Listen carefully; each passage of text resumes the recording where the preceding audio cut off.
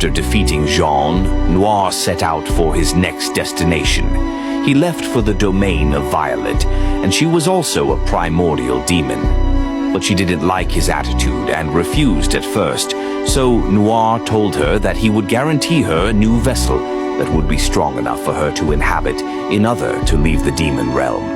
And that was how he convinced her. The final and most difficult member was Blanc, because even among the greater colors, she was special, a queen among the demon race. But still, Diablo wasn't giving up. He told her about his great masters, and he would like to hire her in exchange for a reward. But Blanc was insulted by his preposterous idea. But Noir was still insistent, so she decided to visit Rimuru for herself and decide if he was truly worthy to serve under. And that was how Noir gathered 3 of the greatest demons in their entire realm to visit his master. Meanwhile, preparations were coming along in Tempest, as the golems that Ramirez were inventing were soon completed. Then Shuna came to Rimuru, telling him that he had a rather odd guest, and he turned out to be Demon Lord Dino, who is one of the 8 great demon lords of Octogram.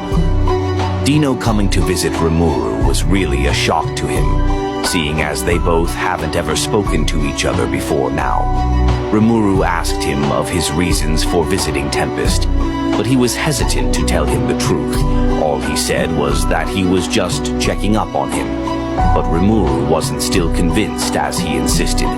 Thereby, Dino told him of how he was a no-good shut-in, penniless demon lord, and he was kicked out of his former home, which was the domain of Demon Lord de Grul, and he would like to live in Tempest for the time being. But Rimuru was suspicious, so he refused and told him to go and find himself a job, that he couldn't live in Tempest for free.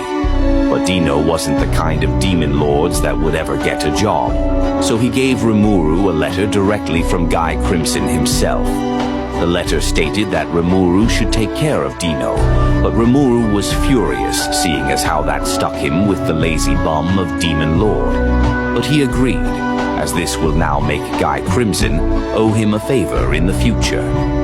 So Dino was tasked to working with Ramirez as her personal assistant, and that be the only condition for him to live in Tempest.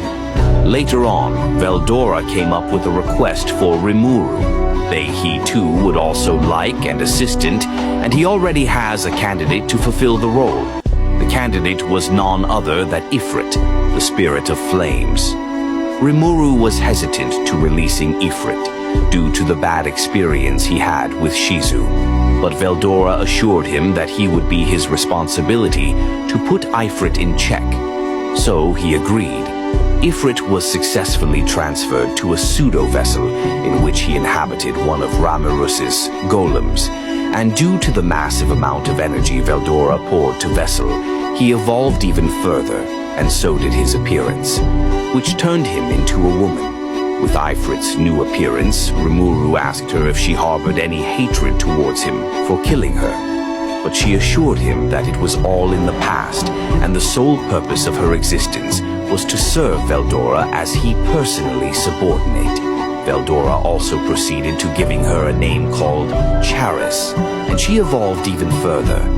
This shocked Dino to the core. After that, a few days flew by quickly, and Diablo has finally returned to his master side. Rimuru asked him about his journey, as he told him about his interesting tale of recruiting more allies to serve him and Tempest. Thereby, Rimuru was then introduced to the 3 Primordial's luxury car brands.